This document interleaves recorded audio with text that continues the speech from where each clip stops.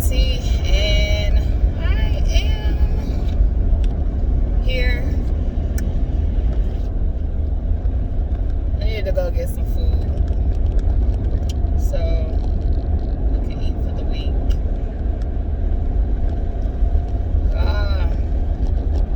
So I don't know. I just was reminiscing about the whole start of my journey.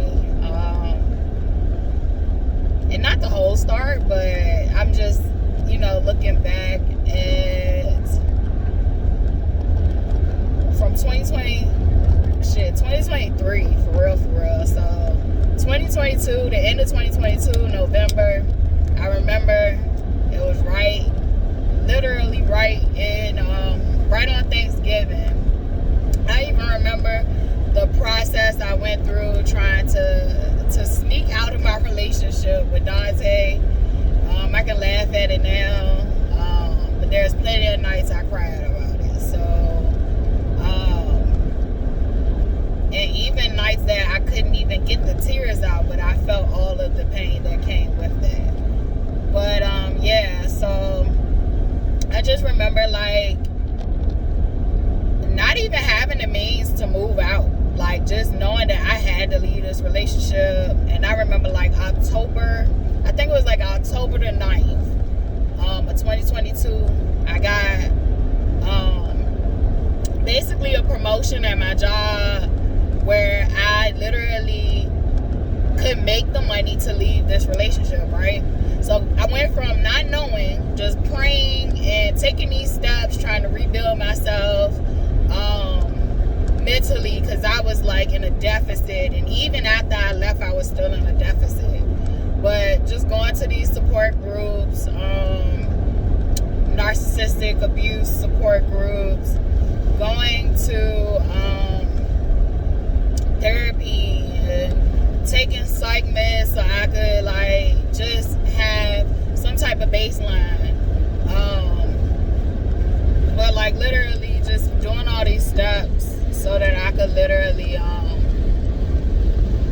get myself out of there. And I just remember not having the means. And I remember not wanting to go back home to my mom. That wasn't even it was an option that I knew was there, but it was it just felt to leave one abusive relationship and enter another one just felt insane. So it was just I prayed to God to have a way to get out, and I literally, like I said, that October I got a promotion, and I was able to show proof of income that I could literally do this by myself. And I remember going through the process to get an apartment, hitting these roadblocks, all that shit. So literally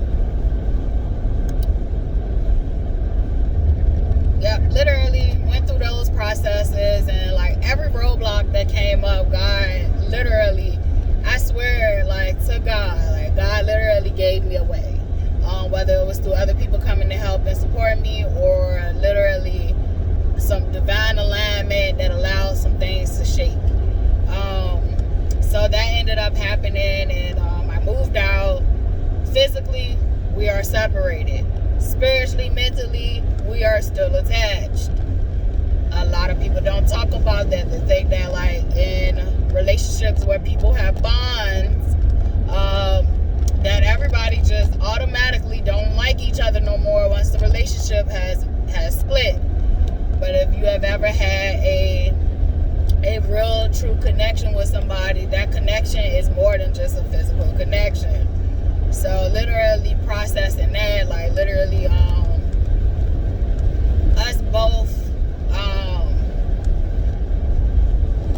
literally, we had a codependent relationship, so us both literally wanting to be fucking separated, and then both of us literally reaching out to each other, and wanting, I guess both of us wanted something different. I think when he would reach out, he really wanted us to be back together. When I would reach out, I was I miss my fucking friend. That was what our relationship was built off of.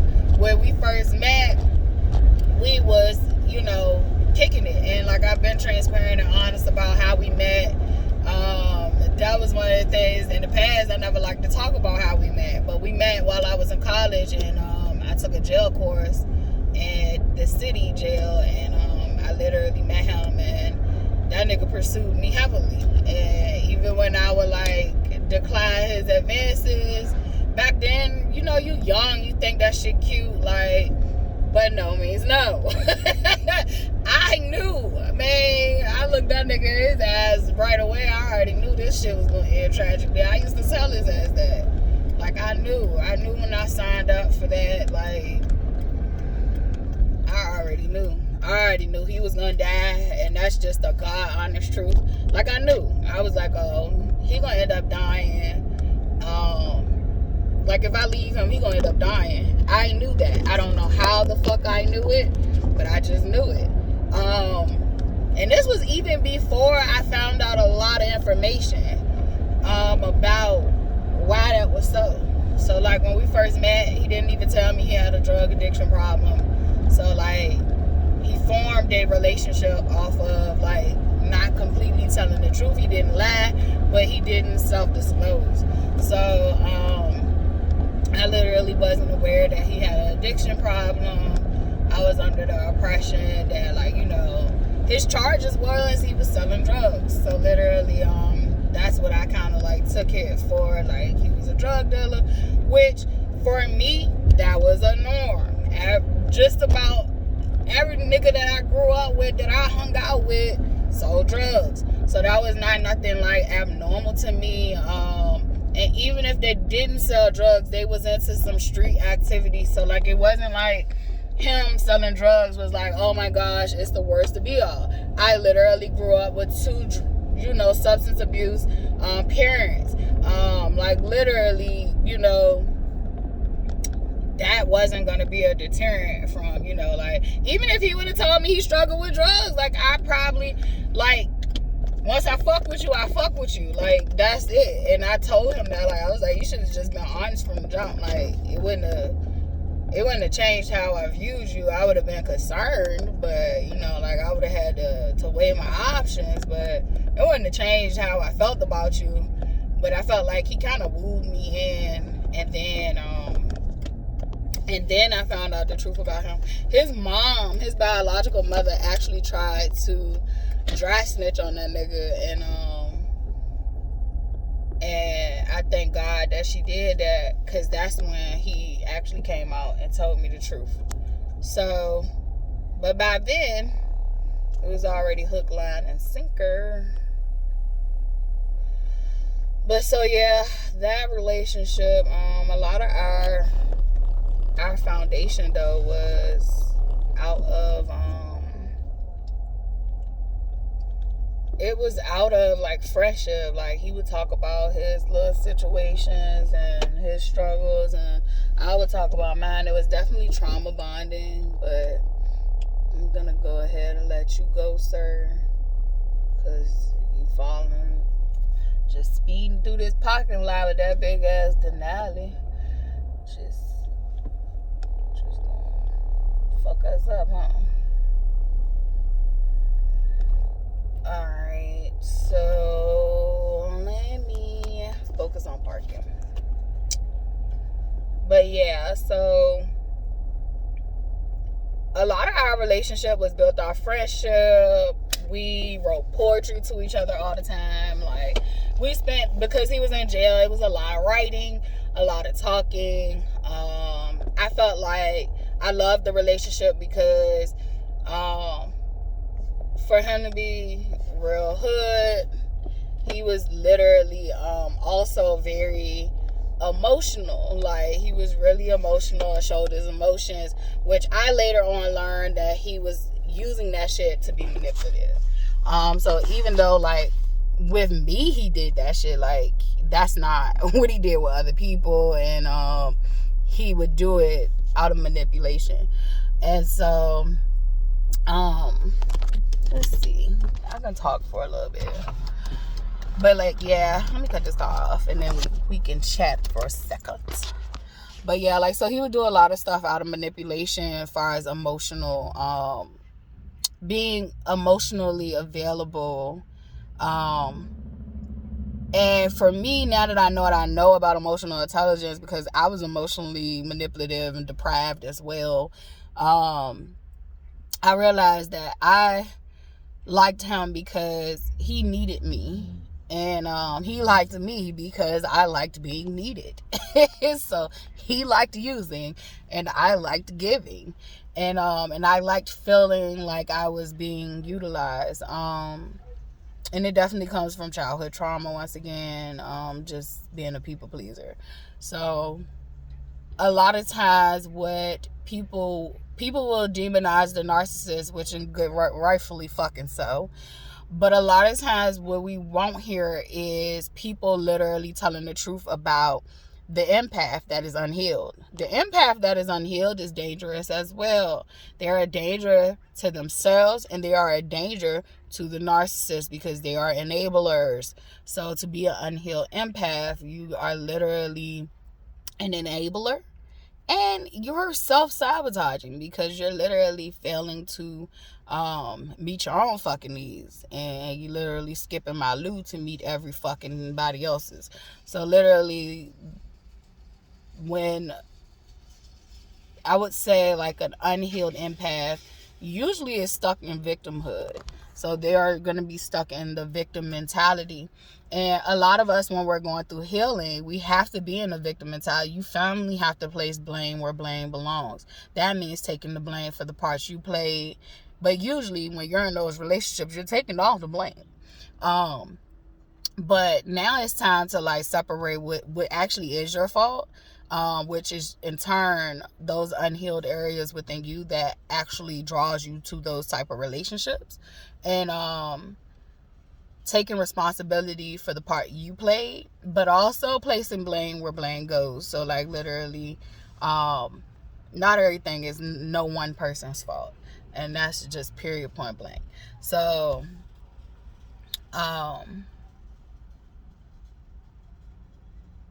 yeah, I don't know how we got to that point, but I don't know, it need to come out. But anywho, so I had my set of issues, he had his set of issues. Like, we both love music, so we bonded over music, and we both liked music outside of just rap music. So like, we would send each other music, and it's just like it to me, it is the cliche stories, but I don't know what other people like jailhouse stories are. Like, ours was literally poetic.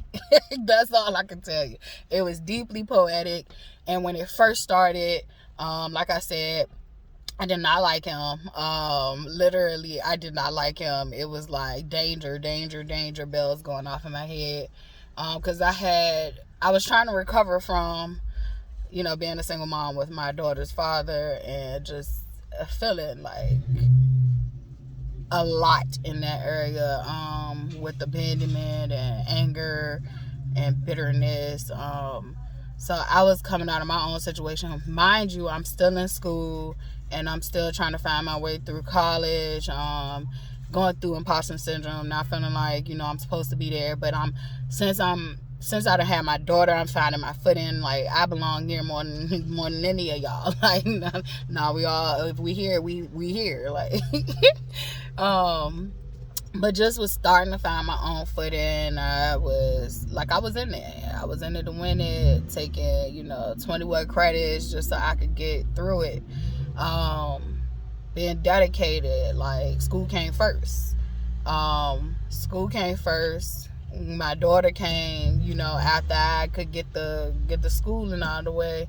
But my school and my work too was intertwined. Like, so I spent a lot of time on campus, and then I came back home and spent anything else I had with my child. So I felt like when I met Dante, it was kind of like it gave me something that was my own, not realizing that all he was going to do was absorb me as well. So it was like another responsibility. But when it first started out, it just felt like, oh, this is something that's for me. I don't have to share it. It's for me. And so it was like a guilty little pleasure too, because it was something like, oh, well, I know this relationship is not approving. Like, my life is college and doing something with myself, and he's in jail. So like, I didn't even really like talking about the relationship a lot to like people, even down to like telling my mom. I did end up telling her, but I just knew it was gonna come with so much judgment, so I just kept the shit a secret. I didn't even get the letters sent to our house. I would get them sent to another person's house, and then literally write like that, because I was just like, I don't feel like being verbatim. I'm gonna do this shit anyway, so like, I don't really feel like hearing her mouth, and this her house, so like, literally, since it's your house, like, I don't have to get the letters here, because you can't control them. Like, I'm grown at this point.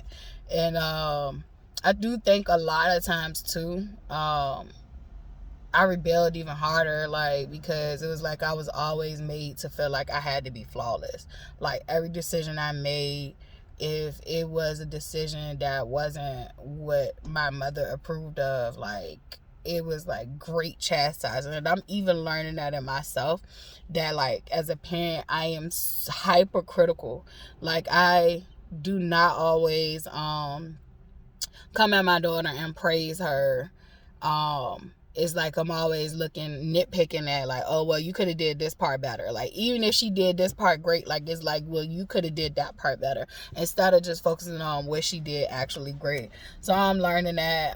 That's why I say I think the best thing for me was to come back home, because I get to see my mother in me, the parts of my mother that I don't like in me, and that I once felt like was okay or wasn't even consciously aware of.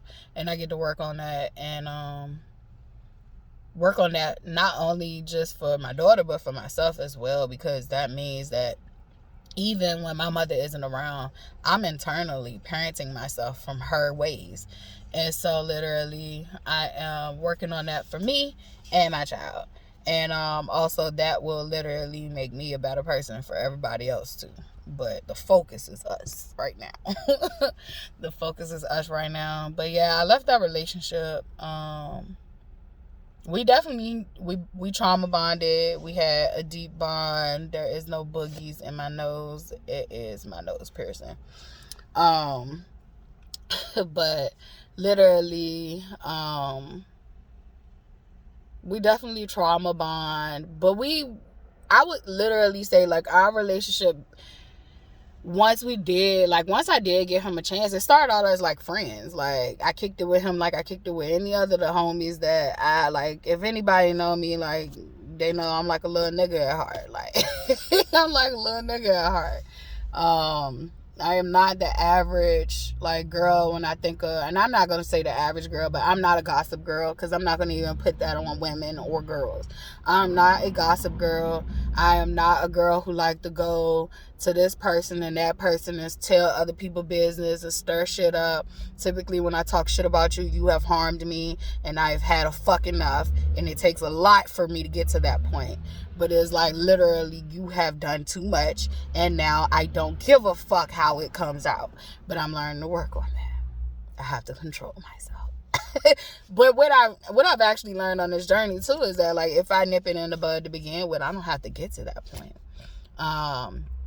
And I think what used to stop me from doing that was literally a fear of confrontation. Not a fear of confrontation because I'm a coward or I'm a punk or I'm a pussy, but a fear of confrontation because I know I can go from 0 to 100 really quick.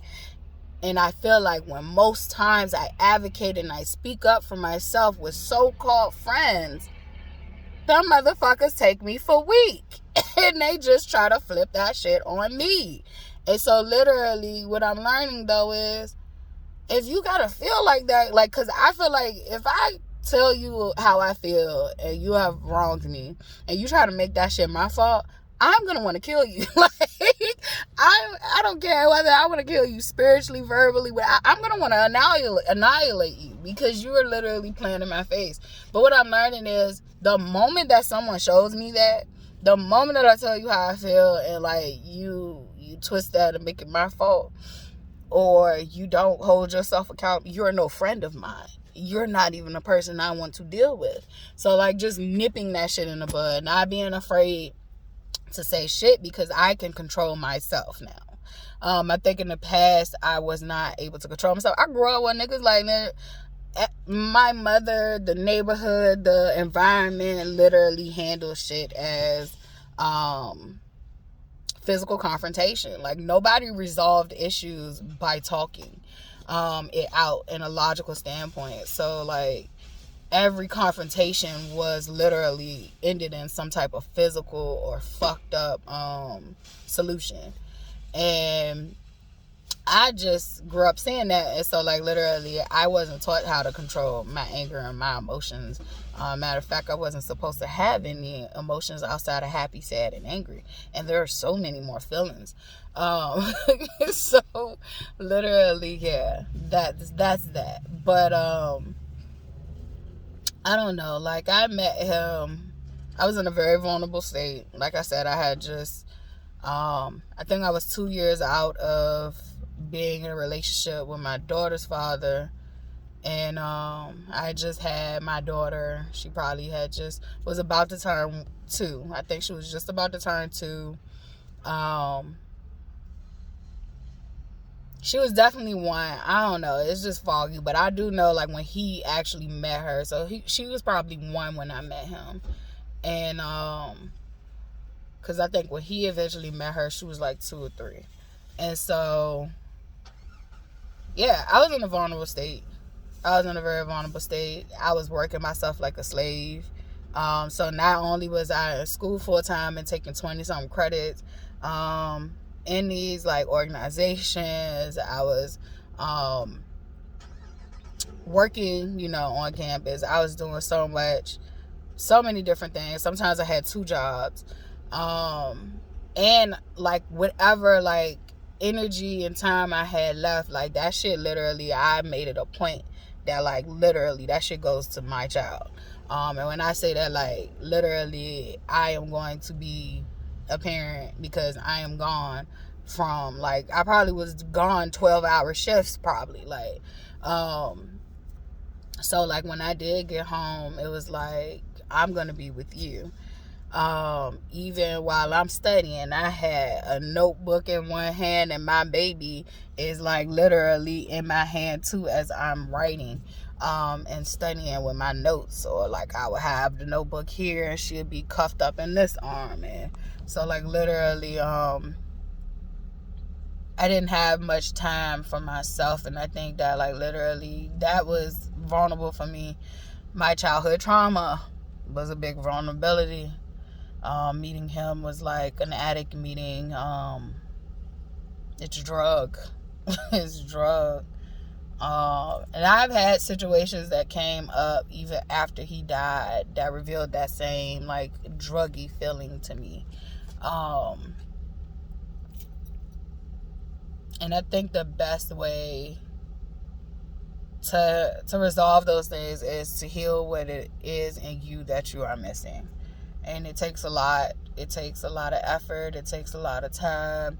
For those who go through these situations and they make it out alive, but they don't process it, they don't heal from it, they don't want to think about it, they don't want to sift through it, wash it, clean it. Literally, they tend to become, 1, miserable and pessimistic, or 2, they also be miserable and pessimistic, but they find themselves in them same repeated cycles. Some people come out and stop the cycles, but however, they're still miserable and empty inside. And they take it out on the ones that they love. And so, because those are the people closest to them, literally. But those who go through these things and make it out alive and actually sit with this shit, process it, get it out, talk about it, whether it's to themselves or with someone else, actually literally do the hard work, you ain't fit to fuck with. Hey, you did that. Like, you did that. You gonna be alright. So don't even worry about it. You got all the hard parts over with. So, but yeah, I remember that October the 9th, I got the job. I got the what they were gonna, change my salary to. Like, literally, it was godsend. And then I moved. I remember Thanksgiving. I remember they were saying I could move either the day before Thanksgiving or the day after Thanksgiving, and I chose the day after Thanksgiving. He did whatever he did. I don't even know what he did. I went to my mom's, and when I came back down the next day, I literally moved out. He did little shit, like, when I say in the end, he just became such a fucked up person. Like, I remember when I was moving, I was in such a fucked up state. Like, during that time, like, I would lose my wallet. Like, when I was living with him, and even before I was living with him, though, like, I was just spread too thin. So, like, I kept locking my keys in my car. This was before I moved in with him. Like, me and him moved together. But, like, this was how fucking busy and just I wasn't paying attention to shit. Like, I was just spread too thin, because even while I was in school, like I said, I had those long shifts.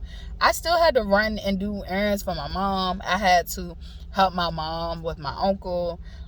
She helped me watch my child, and I would help her watch my uncle and take care of my uncle. So anything that she needed me to do for the house, like, I would, like, literally be her gopher. And so, like, literally I was being spread so thin, and I would do things like forget my keys in the car and all that shit. But when I got with him, I started to lose my wallet a lot. Like, I would leave my wallet in the basket in the grocery store. I just wasn't focused, and I wasn't there, like, period. I was spread too thin in another way. So it wasn't spread too thin outside the house. I was becoming spread too thin within dealing with him and his issues, while still trying to be a mom and be me. And so I would lose my wallet a lot. So, and I also was, like, just a trusting person. Like, in my house, like, I felt like I should be able to just lay my wallet down, right? So this particular time I'm moving, and I'm still, I'm playing fair. I'm not trying to be spiteful and nasty in this move. I'm playing fair. I bought him a car. I ain't trying to take the car back. All I asked him was to put the car in his name. He started complaining about putting the car in his name, because then he got to pay insurance. Yes, bitch. Yeah, bitch, that's how this works. Like, I've been doing too much. You could put the name in your car and pay fucking insurance. And I had gave him a grace period, but then the nigga got a ticket in my car, in the car, not my car, in the car with my name on it. And that's when I was just like, I went to DMV and turned in the plates. I'm like, well, you gonna ride around on dirty, dead plates. And I told him, I let him know, like, I'm turning in the plates. I gave you plenty of time. You got the title. I signed it over. Literally, go get the car on your name. So I tried to play fair. I took only the items that literally I came in the relationship with, like my mom's china closet. My mom did get me a freezer as a birthday gift or something like that, Christmas gift, a deep freezer. I left that. I wasn't even trying to be petty. So it was like the sentimental things. I left the bed. I bought the bed. The couch, I think the last couch we had, he had bought it. So that was his anyway. But I just took what was actually mine, my stuff, my books, my clothes. But I left the bedroom set. I left, I did take Charlotte's bedroom set, which he had bought the frame, but my mom had bought the mattress. And I literally took the china closet, and the rest of the shit was like my shit, like my books. Like I said, like, I just took like the shit that mattered to me. I do know, like, he had bought me this bracelet, and it was a diamond bracelet, and I love that bracelet. And the clasps had broke, because I'm rough. I'm a little rough bitch. So the clasps had broke, and I literally, it was a warranty on the bracelet. Like, no matter what fucking happened to the bracelet, Long as it was a piece of the bracelet left, like, that bitch gets repaired for free. So I was like, the account was in his name, so I couldn't get the bracelet fixed without him. So when I broke it, I gave the bracelet to him and asked him could he get it repaired. I never saw my bracelet again. That shit broke my heart, because it was like, the shit that I bought you, I did not take. Like, I bought this man designer shoes, just anything that was a gift to him or that was his, like, I did not take. That's yours. That's yours to do whatever the fuck you want to do with it. I don't know. I just don't see how people do shit like that. That's not my MO. But that shit broke my heart. I never got my bracelet back. But that was like far into the future thinking. But when we first like separated, like when I was moving that day, I guess I left my wallet in the house, and he took my wallet and did not give it back to me. So when I moved, I remember not having any money to eat. My mom had to pay the remainder balance for the moving truck, because somebody had already put a deposit on it. And no, someone had already paid for and I know who the someone is, but I'm just not calling names right now. But like, someone had already paid for the moving truck, but somewhere with the moving truck company was some fraudulent shit, and they tried to take back the deposit. And I don't know why they was trying to double dip, but that was fraudulent. But so my mom had to end up paying for it, but then they ended up giving her money back once I called it out, because thank God I had screenshot that the person had paid the balance for me. So I didn't really have any money to eat, any of that shit, and he used that as a manipulative thing for that whole week. And I was thinking maybe like my wallet got mixed up in my car, all that shit. Like, I could not find my bank card, I could not find my wallet. I was all over the place. And so I remember him calling and asking, was we hungry? And it was kind of like some sick shit where like he took my wallet so that I could have to depend on him. And I remember finally just snapping. It was like, I didn't know he had my wallet for sure, but I felt like after I went through all this shit unpacking, and I wasn't unpacking everything, but I just knew some stuff that it just wasn't gonna be in. But eventually, like, I went through all that shit, and I was just like, I still ain't found my wallet. I went through the car, I still couldn't find my wallet. I was like, he got my fucking wallet. And I just finally ended up snapping. It was just like, man, if you don't give me my fucking wallet, like, like, we get into it. And he was like, all right, man, like, yeah, I got your wallet. This nigga let like a week go by, and I'm just like, that shit fucked up. That, like, do that's financial abuse, bruh. People don't realize, like, financial abuse comes in so many fucking ways. But he was already being financially abusive in the household. But then even after I left, he even tried that shit. But I went through a lot in that relationship. I went through a lot. But I look back now. I remember when I left, he kept begging for me to come back, and I was just like, you know what, like, we need to stay separated for at least a year. You need to change. If you could be clean for at least a year and get your shit together, because it ain't just about being clean. A lot of times people don't realize that. You can be clean as a motherfucker after you went through all the drugs and did all that shit. You have to, like, unmuddy your soul. Like, you have to cleanse your soul. You have to make your vessel, in your life, your mindset, all that shit, a place where you actually want to be, because you were literally doing drugs to escape in the first place. And so it was just like, if you at least make effort to, like, you know, show something different, then, you know, we can get back together. If not, like, I don't want to be with you no more, like, period, point blank. And so we made a deal that literally, you know, if he got his shit together in a year, like, I would try again. And if he couldn't, then I would not.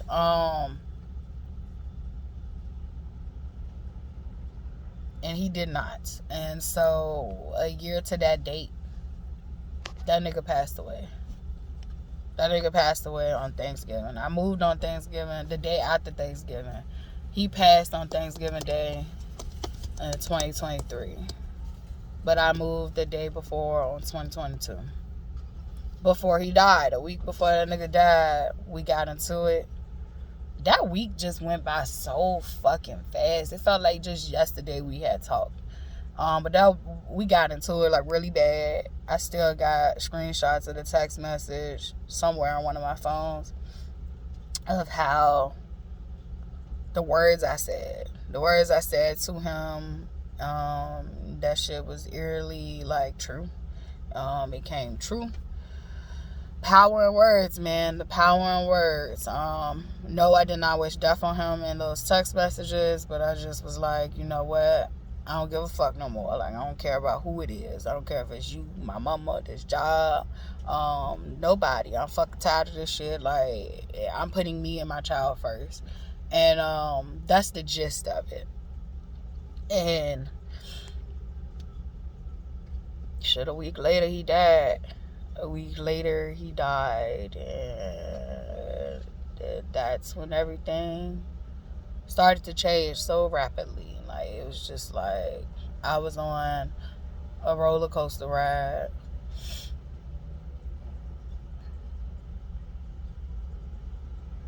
That was like hypersonic, warp speed. It was just like, all right, you've been held down long enough. Like, come on. And I definitely fought it. Definitely cried and wasn't ready. Well, thought I wasn't ready. I tried to prolong it. I tried to sabotage it. Oh, man. I couldn't. And so now I'm embracing everything that comes with my life. That is how it is now. And I've learned a lot. But I'm about to go in this grocery store because I just spent a long time talking. I'm going to go in this grocery store and get what I need. Thank you, God, for getting me here safely. And I'll see y'all when I come back out. Alright, so one store down. I've been going for a minute, too. $341. And then I still have to go to another store to get fruits and vegetables. Baby, what are we going to do? I'm broke. Money-wise. Like, money-wise, I'm broke. I don't got it. But some kind of way y'all keep wanting me to spend it. Like, me and the girl was laughing at the store. Like, shit, she told some $341. I said, you meant an arm and a leg? She said, next you gonna have to sell your soul. I said, oh no. Definitely gonna have to do something strange for a piece of change if y'all don't fucking slow it down. But I guess this shit gotta happen for shit to get fixed. So,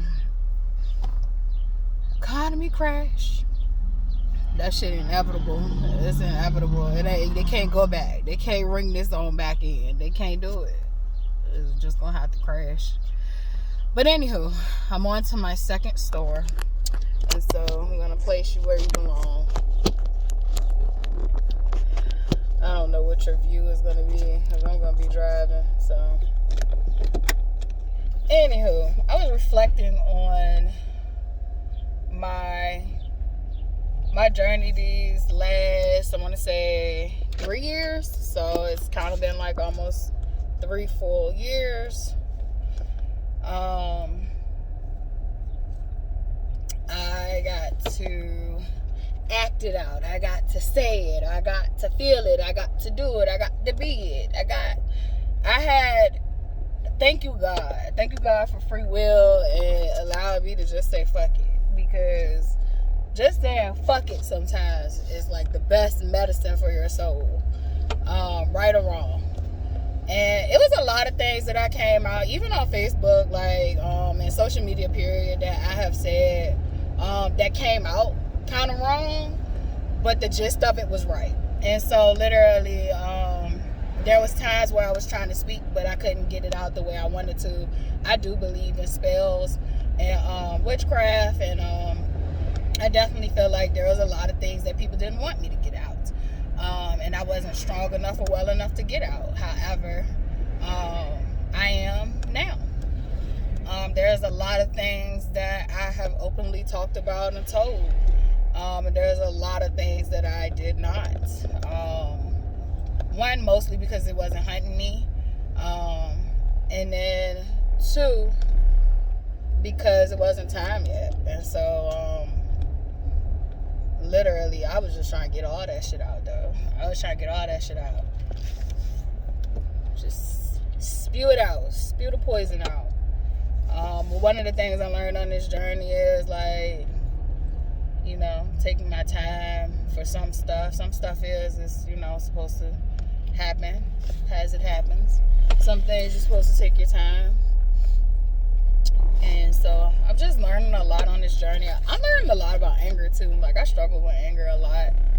And the way I confront anger is, like I said, address stuff that makes me angry or gets me upset head on instead of letting it fester. And then also, one of the things I learned about myself is, even once I have addressed some stuff,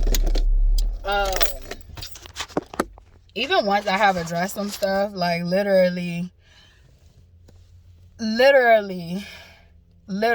I will hold on to it. So learning how to release anger back out into the universe, giving it back to God to transmute and do something with, or even you personally taking that shit and creating something with your anger.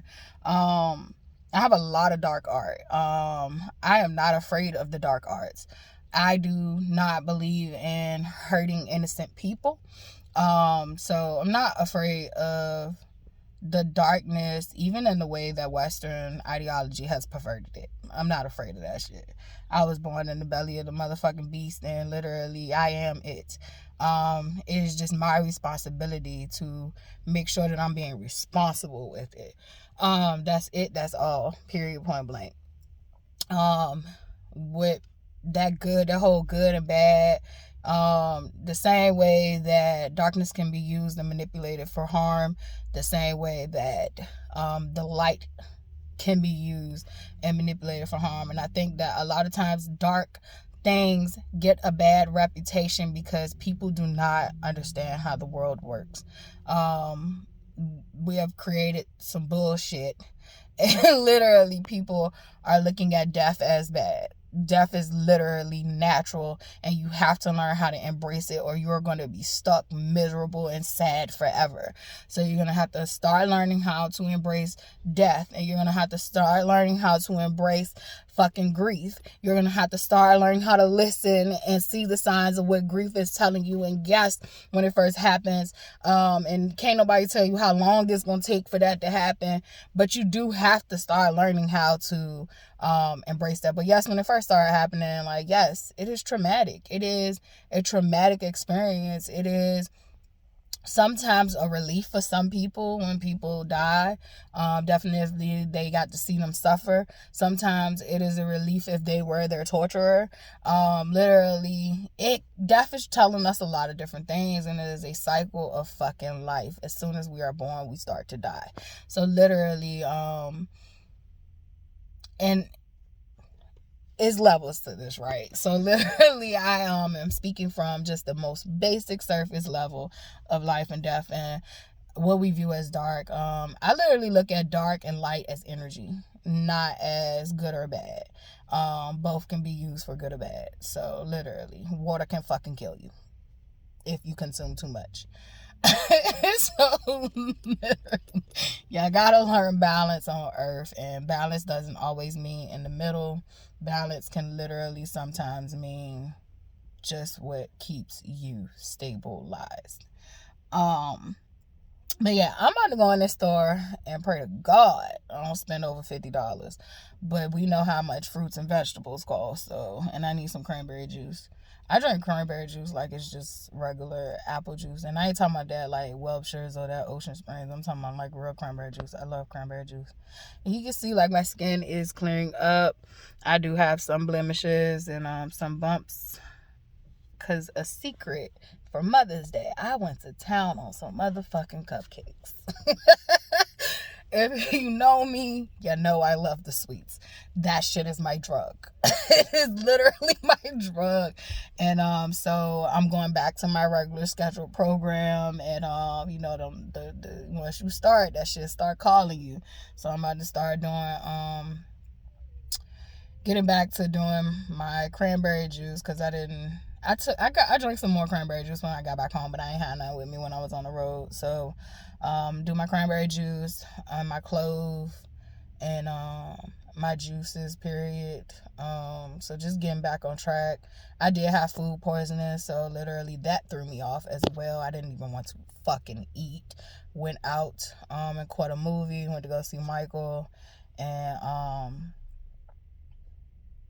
got sick. I ate at the movie theater. It was like one of those dine-in movie theaters. It made me never want to eat meat again for a few days. Like, even when it was time to eat again, like, and I mean, it was horrific. I was down. I was down. While I'm dealing with a whole bunch of other things like that. But let me go in the store, because I'll talk to y'all forever. I can talk to y'all when I'm on the way back to the place. So bye. All right, I'm back. Spent $69 on fruits, and I did. They had some ice cream that me and Charlotte like on sale, and Charlotte talked me into getting them, because usually they're like $5 or $6 a box, but they were on sale for half. And so she was like, "You need portion control. You need to be able to control yourself. You should be able to have it in the house and not eat it all at one time." And she's right, but I don't see how that's going to end well. But I'm going to try. I guess it's a challenge. She said I needed to challenge myself. Her fat ass just wanted them too. When I say fat ass, we're both fat asses. We're going to be skinny asses. Well, I don't think me and her will be skinny. Like, we'll be slim thick. We'll be slim thick asses. But we both were like skinny children. It's funny.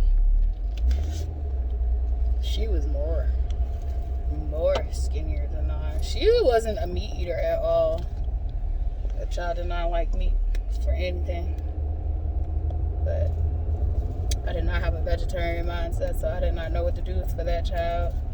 And I was already spread thin, so I did not even think about how I could like replace what she needed supplementally. So she did Pediasure for a few years so that she would not be deficient in her like protein and stuff like that, because she definitely was like very frail. I wouldn't say frail, but she was definitely like under American weight. But I think probably if I look back on it, like she probably was a natural weight.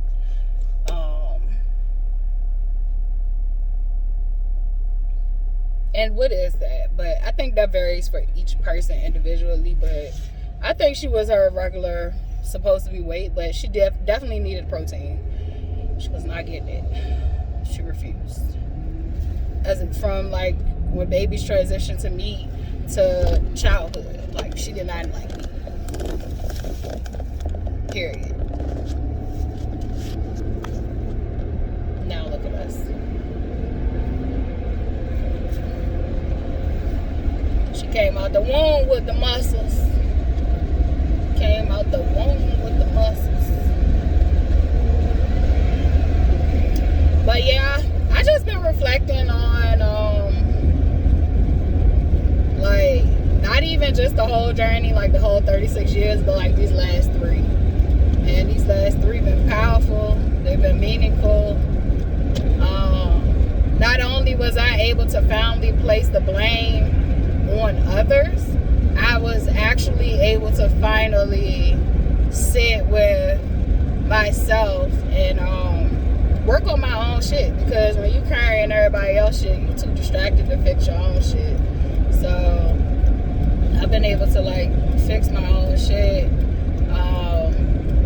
I couldn't take none of the goddamn credit besides the work and the effort I put through, but like the alignment, the setup of the journey, that is all God's plan. I'm just living it. And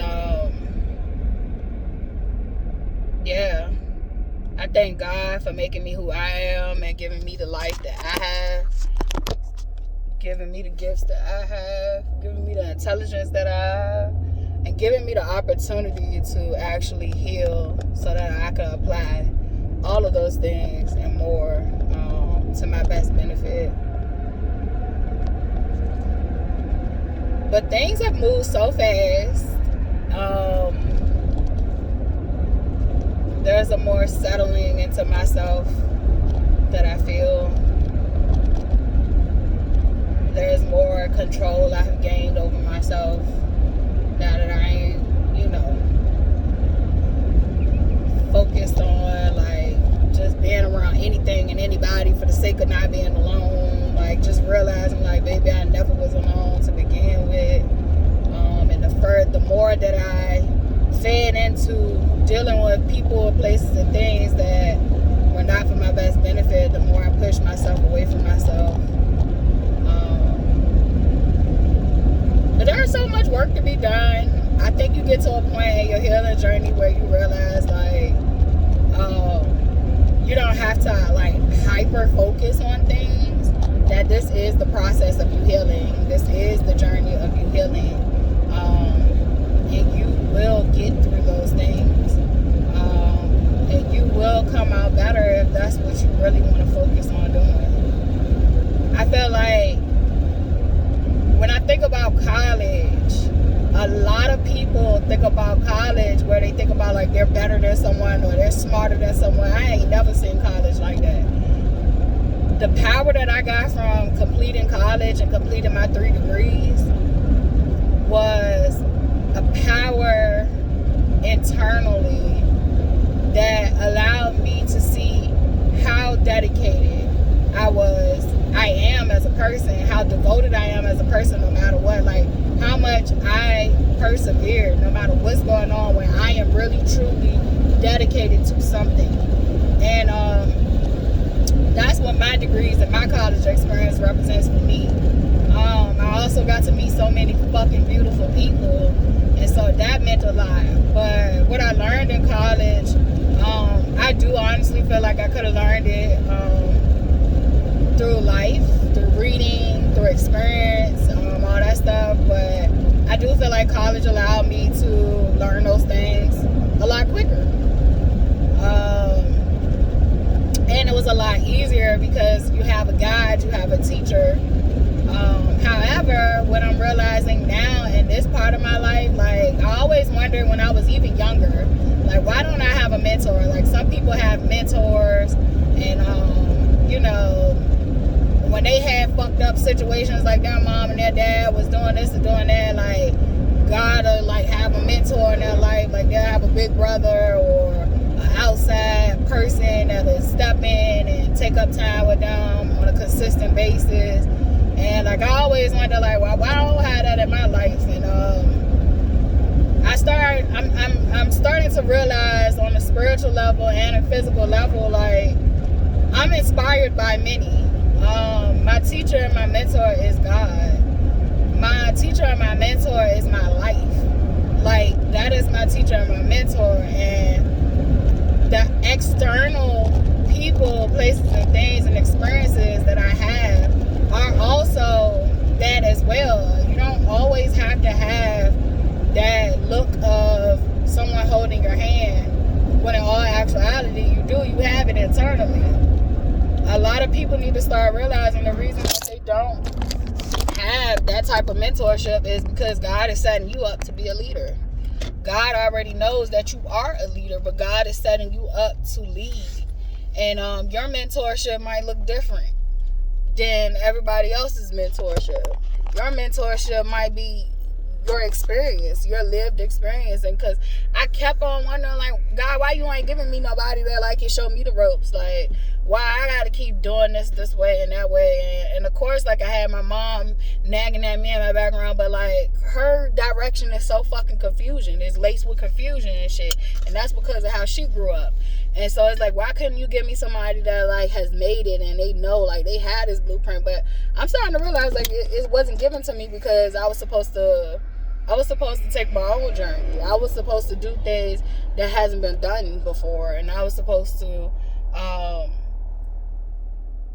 allow God and allow people externally And when I say that, like, there are so many people I'm inspired by on social media, in real life, that I've come across, and I'm inspired by them and their journey and what they did to make it. And I take bits and pieces and wealth of knowledge from them to better myself. But I don't have nobody here holding my hand. I don't have nobody that I can, call up and be like, da-da-da-da just happened. Like, what you think about it? And I think the whole point is that I am supposed to be paving a way that hasn't been paved before. And that's why I am who I am. That's why I speak the way I speak. It can be this way. It can be that way. I can speak different languages and vibrations for different people who need it. And I'm paving a way for a path of people who do not fit all the molds and stereotypes of an older generation. So I'm paving a way for a different group of people that even when I look at people that I'm inspired by, I don't completely see myself. I don't completely see myself in their path. I don't completely see myself in how they conduct themselves. Like, I'm different. I'm a little bit of that. I'm a little bit of this. I'm a little bit of that. And I'm a little bit of this. And it's like, it was meant to be that way.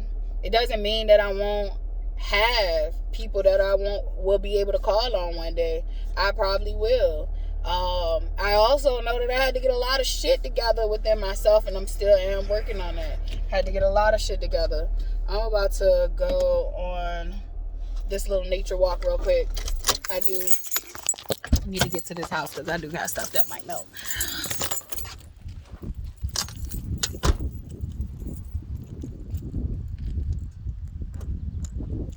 So I wanted to go on this nature walk because I've been looking for black walnuts.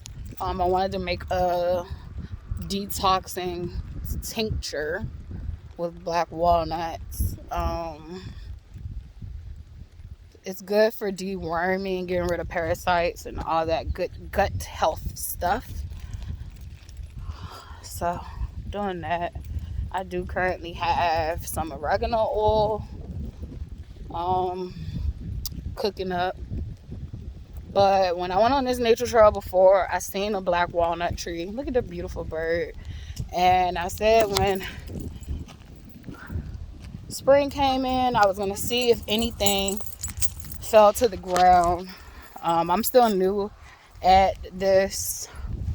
I have some prior experience from being in the woods as a kid, but I'm still new to learning about the herbs that God has provided for us naturally to help heal us. And so I don't know the different time periods that we're supposed to. I just know that I need green. I need them green. So I need it before they turn black. I have found some on like Etsy, but I'm trying to see if I can find them homegrown, because you don't really know where you're getting stuff, what you're getting when you shop online for natural herbs. You're really just testing your beautiful squirrely. You're testing your beautiful I don't know, some people call it luck, some call it blessings.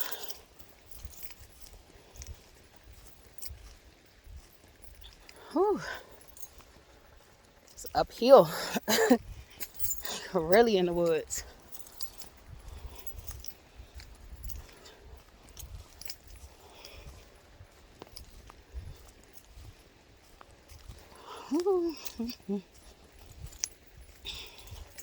Am I the only one when I go grocery shopping? I need I think it was this. Let's see. Am I the only one that need food? Because when we get home, or when I get home, I don't feel like fucking cooking. I done put the bags in there the groceries in the basket, put the groceries in the car, get the groceries in the house, put the groceries away. I don't feel like cooking. And yes, Charlotte does help with it. And sometimes I just make her take all the groceries in. But yeah, I don't like it.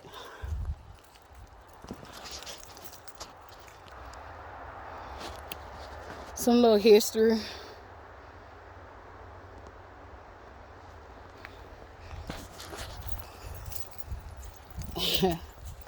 I'm out here where the Civil War ended. These be the battlefields. Bloodshed. Over stupid shit. Over the most stupidest shit ever. We should be ashamed of ourselves. Now, where this tree at?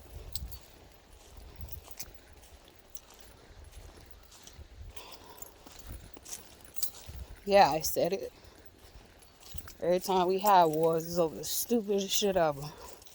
Greed, oppression, superiority. To be superior, to want to be superior over somebody else is literally a fragile, fucking broken ass ego. It does. It pisses me off. See, back in my days when I was consistently walking, this shit didn't seem this far.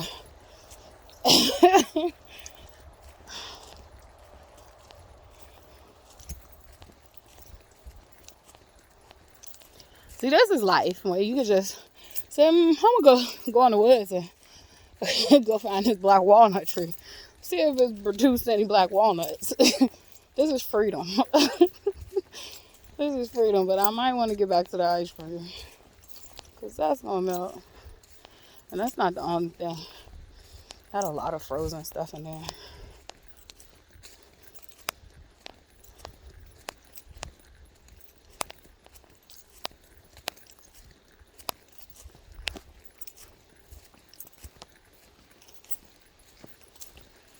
Where in the freaky freak would you be?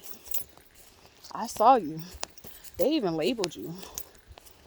But I saw you.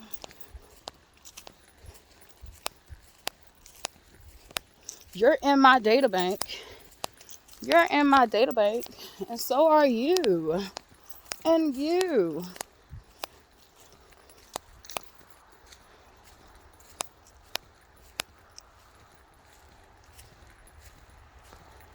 All right, let me call y'all. Well, I said call y'all. I'll cut back on when I get to the car. All right, so I'm walking back to the car. But before I went to this little adventure, I was just talking about how, like, this has been a journey these last 3 years. Fully aware. And then even saying that, there's a lot of things I'm unaware of. So, but more aware than I've ever been, probably since childhood. I was a very aware child, just brought up in a wild environment that was hell-bent on snuffing my light out, and then set off into a world that was hell-bent on snuffing my light out, and then I was hell-bent on snuffing my light out. So now it's a lot different. I'm learning and I'm growing. God is my number one mentor. God is my number one advisor. And I'm learning to listen more and more to that internal voice, that internal source. Listen more and more to the signs that are revealed to me. Look, I got the gift of gab. Sometimes I make people feel like I got it all figured out because I talk so well and matter-of-factly. I speak with confidence sometimes. Or even when I ain't speaking with confidence, I'm just a person that is literally an introverted, charismatic person. We do exist. We do exist. But we just don't like showing that shit with everybody. So even though I have the gift of gab and I can make shit seem so easy, ain't shit easy over this bitch. Ain't nothing easy. Ain't nothing figured out. I'm just doing as I'm being told to do. That's why I warrant people not to judge other motherfuckers, because sometimes some people are being told to get that shit out, to explore those different paths and all that shit. And it ain't for you to judge. It's for you to be grateful that you ain't gotta go that way. My bad. It's for you to be grateful that you ain't gotta go that route. It's for you to be grateful that somebody else is going these routes, so that you and your babies or your family, your bloodline ain't gotta be the first to make that track. Ain't gotta be the first to walk that line, walk that plank, walk that path. So that was one of the reasons I love my job, like Pathways, because that's literally what we was doing. We literally had walked these paths and opened up these paths for these students that were in community college, navigating transfer, navigating community college.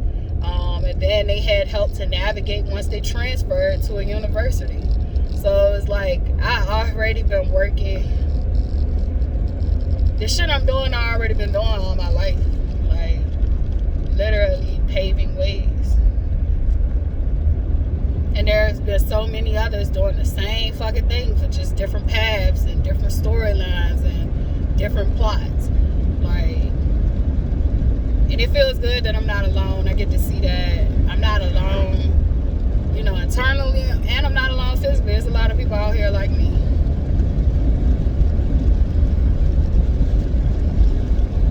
But yeah.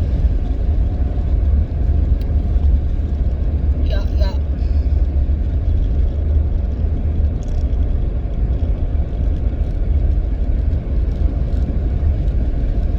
It's been a journey. I done made so many missteps, all leading me to this time period, this place, this timeline, right here, right now. I easily could have died when I was dealing with Dante a couple of times. I could have died when I was living with my mom and her being under influence and not being all the way here. I could have died a billion times throughout my whole goddamn life, but I'm here.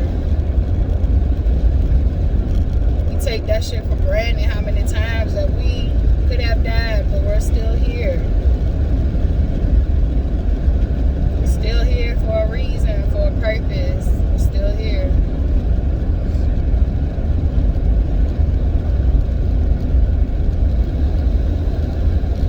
But everything literally changed for me. I knew it changed for the better, but that shit felt so fucking painful and raw. It felt so painful and raw. And that's why you got a whole bunch of raw shit from me. It won't polish. It won't neat. It won't pretty. That shit was raw. That shit was like pulling back flesh, skin off your flesh. Shedding. That shit hurts.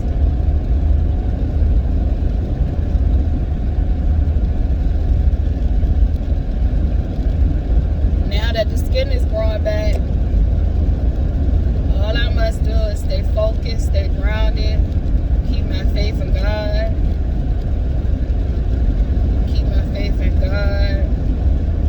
Know that nobody can control me but God and myself. If anybody's controlling me, then I have given up my power in some kind of shape or form. I'm not giving people my power no more to even give them a place to be like, oh, well, if such and such did this. Yeah, such and such can do that first time, but such and such don't get to keep doing the same shit over and over again. So that's just saying that, like, it don't mean that I can't be fooled. It just means that I ain't supposed to be letting you keep fooling me. Like, I know George Bush got that whole shit right. Dog bite you the first time.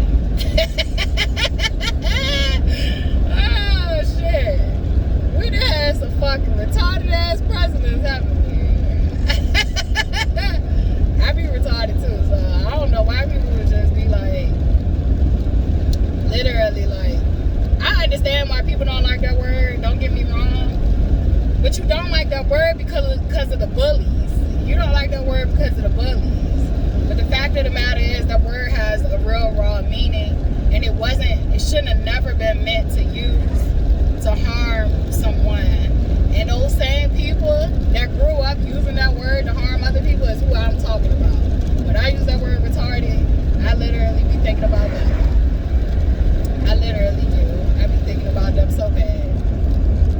Them same niggas back in the day that grew up picking on other people because they wanted to be superior over them. Shaming other people because they were better than them. Instead of them rising to their own occasion, they hated on them. You know, it takes a fucked up person to see someone with special needs, to see someone different on any end of the spectrum.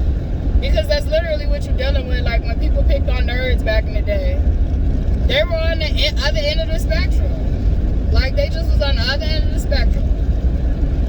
Then you pick on the people on the other end of the spectrum, like literally most of them couldn't defend themselves in that situation. And it's like, you gotta have a fucked up heart. You gotta have a fucked up, you gotta be a fucked up individual to even like think like that. And I know kids can be like harsh and cruel, but that shit is taught and learned behavior too. That shit really represents what's being taught at home. Because if your parent is teaching you at home, like, you don't do this, then, you know, like, you learn from that. You really do learn, like, oh, well, maybe I shouldn't be making fun of this person. Even if you don't naturally have it. Some people just don't naturally have that understanding. Like, when I was little, I was laughing at a midget. My friend was over, she was laughing, so I started laughing, being a follower, being mature. I always was intrigued, and they don't go by the M word anymore. They go by little people, and I had to learn that eventually in life. But at the time, it was okay to call them midget, and I was laughing at her, my dad, my biological father.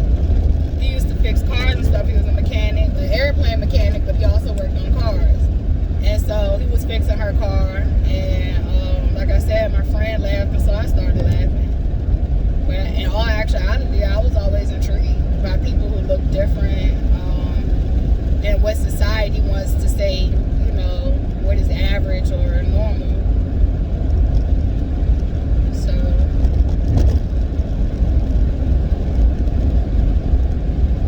if we literally taught our kids and exposed our kids to be intelligent, true intelligent beings, they would know that everybody isn't going to look the same, act the same, speak the same, be the same. But my lesson that day was I had to write, it was either 500 or 1,000 times that I will not laugh at a midget. And we had a conversation also about why I don't laugh at people who are height challenged, people who we call little people today. And I also started watching documentaries on people having conditions like dwarfism and people who are born with like a leg longer or shorter than another, like the challenges they face, being height challenged, all that stuff. And so I got to learn a lot about that. But I do think that it takes evil people to think that it's okay. Children are to be taught. So I once again say it says a lot about what's going on at home or what's going on within that gene pool. So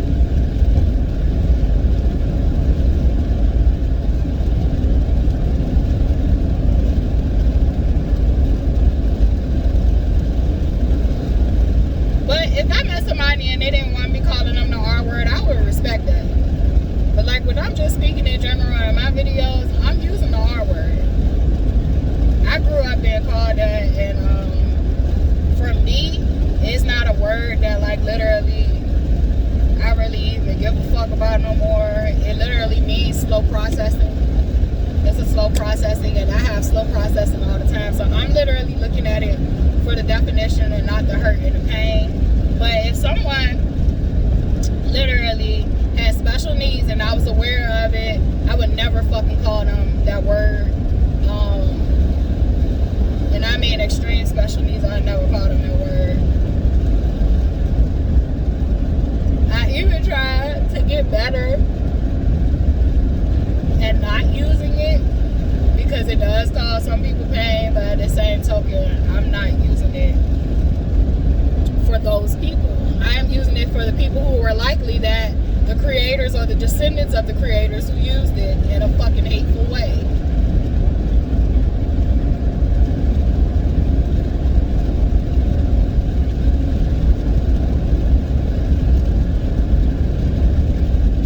I told y'all from the beginning, I like words and I like to break down word meanings and where they root from. And what we're gonna find out is a lot of these white people literally, and it's other people, but I say white people because it's their language that they forced upon indigenous and native people to all over this world. A lot of them don't even know their English properly, thoroughly. A lot of them don't. A lot of them don't know the history of the words, and you're going to find out a lot of them were mispronouncing words and using them in derogatory ways against us to hate ourselves. And literally, ain't nothing wrong with the words that they've been calling us. They literally just was fucking ignorant and hateful. That's what they were.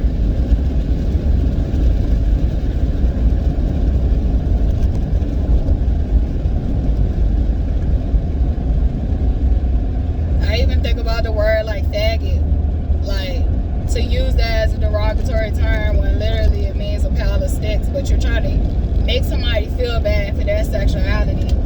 But most of the time it be yo gay. My bad. But it do. And most of the time they be their gay asses that's gay for real. They just they undercover with it. They undercover with it. And when I say that, that don't mean they haven't had to act on it, but they struggle with homosexual ideology. Some of them just are struggling with it. Some of them are partaking in it. And literally, back in the day, what they chose to do with their free time was to try to harm people with words. And I have watched as, you know, people in the gay community take back their words, which diet, all those things. And I'm proud of them. Shit. But that's once again, faggot. I would never, like, I had to learn a lesson about that when I was a kid. People used to say faggot all the time. They used to call girls faggots. Like literally get mad and call you a faggot. Like, because people that said that shit to them, my bad. People that said that shit to them, man, they don't, you know, they don't know how to process it. So we take and say shit to each other. It reminds me of like when my mom was growing up, colorism was a big deal in her family, and like they used to call her a black bat and a black cow, but she had light-skinned cousins. She wasn't realizing as a child like they calling her a black bat, black cat, black cow, cause she's black. She knew that it was being used derogatorily against her. She did know that, but she didn't understand why. And so when her cousins would come around, they would call her, you know, stuff, and she'll call them the same, you know, shit. Like, she'll be like, you shut up, you black cow. And it's like, they would laugh because they knew they weren't black. Like darker skin. They knew they were black, but they knew they weren't darker skin black. And so when I think about these words and how we use them against each other now, and they have lost the meaning of what they actually used to mean.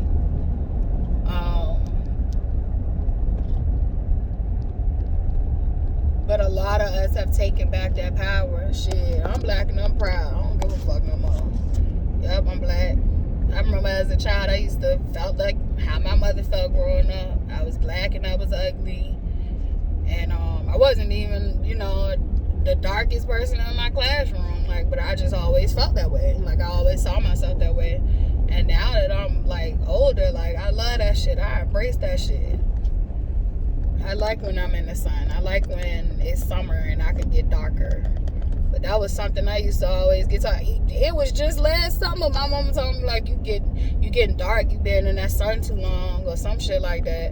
And it was just like, so the fuck what?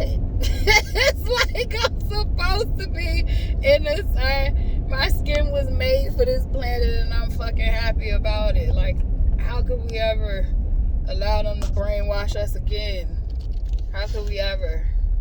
Black is beautiful. Shit, your white skin is beautiful. You are not void of pigment. You are not void of pigment. You just lack less than what the fuck we got.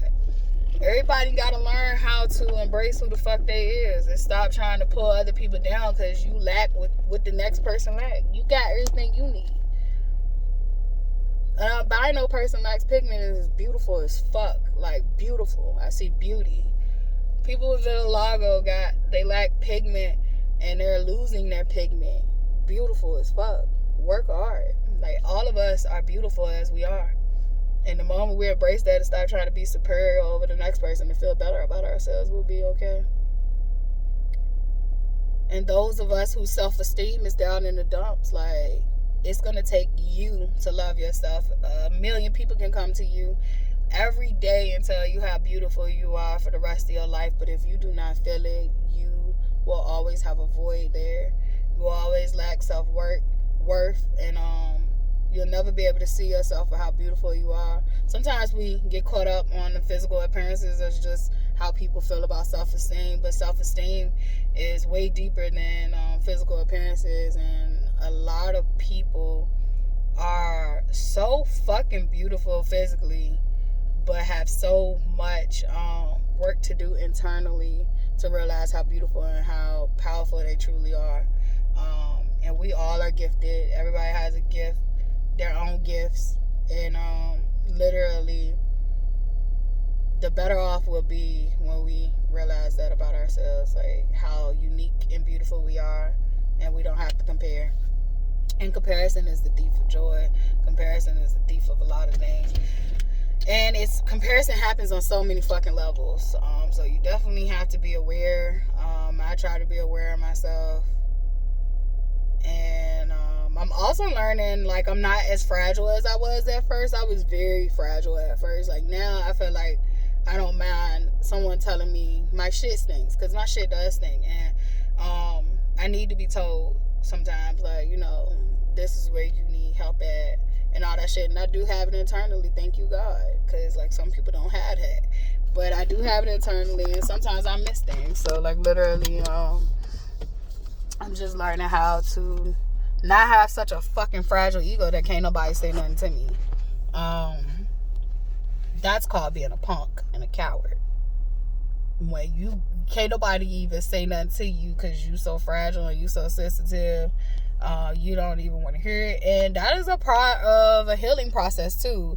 You're just not supposed to stay there. Like, a lot of these uncomfortable moments that we do not desire to be fully are parts. They're parts and they're phases, and you're supposed to grow out of them. And so, like, it's okay that you just got beat the fuck out of in an experience or a relationship or a situation, and right now you don't want to hear shit from nobody. You don't want to hear it. Fucking take your opinion and shove it up your ass. Like, take your advice and shove it up your ass. That's the state you're in. And just because you're right there don't mean it's right, but that means it's right for you right now, right then. And you got to embrace that. But you also got to work towards growing out of it. I was very fragile. I was very fragile when all this started. I was very vulnerable. I didn't even like those words being said to me. It felt like I was like, bitch, you calling me weak? I am not weak. And my whole reaction to that is that's me showing a weakness. Like, people would ask me when Dante first died, like, are you okay? And I felt like, what the fuck you mean, am I okay? Yeah, I'm okay. Like, what the fuck you mean? Like, you trying to say I'm weak? You trying to say I can't handle this? Like, I would never say it to them, but internally, that is what I'm fucking feeling like. Yeah, I'm okay, bitch. Like, I'm okay. I'm great. Are you okay? And, like, excuse me.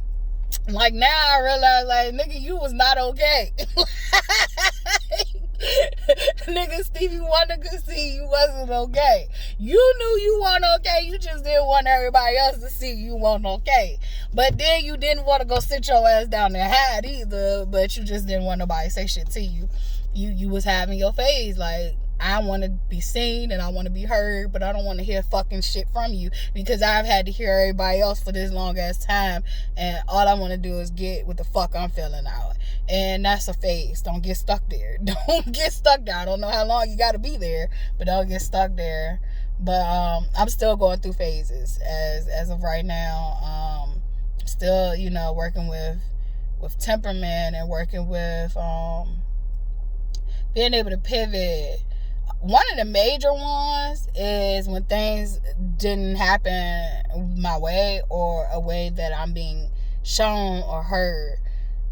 Being able to be flexible, elastic, being able to pivot, a game changer, bruh. Like a game changer.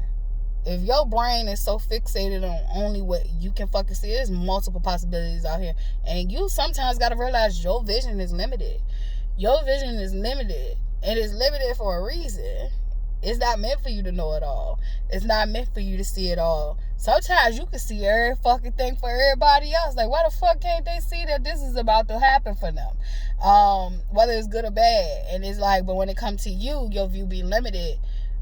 All I can tell you is be able to pivot. Be able to know that you're not supposed to know everything. You would ruin your journey if you knew everything for your journey. Have some understanding that sometimes when you're being told something, it's not for right now. It might be for later on. So literally don't get so fixated and obsessive over it happening right now, because it's a process. So literally it's just been a lot I've been learning. I'm still healing. I am not perfect. I'm literally learning and doing this journey with everybody else, and all I can do is every day show up the way God need me to. A lot of my shit is focused attention on me. The shit that I give out for free, I give out all of this shit for free. I've always been that type of person. Like, I've always been the type of person to give people my last, knowing that I'm gonna be alright regardless. But I give this game out for free. Yes, I charge for it if you want to pay a fee. I greatly appreciate it. I love it when you do. You can give me an offering. Like, I love it. But I also, that's just only because, we need things to survive. But I also love doing this for free. Nothing in return besides helping my people heal, remove them shackles, deconstruct the colonization in your brain. That's why these videos are up for free. All you gotta do is watch them. All you gotta do is subscribe. All you gotta do is click like and share as an offering. Literally. My poetry, it is literally, you don't even have to pay for it. It's free. It's literally free. It is free for all. These videos of me talking about my experiences and healing, that's free. It is free. And truly, like, it's so many people giving the game out for free, but you're missing it. You're focusing on the people who are not giving the game out for free by saying, oh, well, they keep making these workshops and they keep, saying, they got to mentor us, and why wouldn't they just get a game away for free? But then when there's motherfuckers like me that don't got no name, I'm like, I got a name, excuse me. When there's motherfuckers like me and others who society don't deem popular, and we're literally giving you the same motherfucking information out for free that them niggas would give you in those classes and those workshops. And there are different workshops and classes, but there are different people out here like me getting out the same fucking information for free. But because we don't have a blue check, and even some do got blue checks, but they're paying for them, whatever the situation may be. Because white society or popular culture society has not notarized them, you don't even realize, like, we giving this shit out free. You running towards the people that you gotta pay to be like. You running towards the motherfuckers that's literally selling you dreams. You're running towards them and like, this niggas out here just telling you like, this is what it is. But you're not realizing that's how simple. The answers is right there. Like, the answers, they all over. Like, it's so much wealth of knowledge and information out. And I think, too, that's overwhelming for people, too, though, right?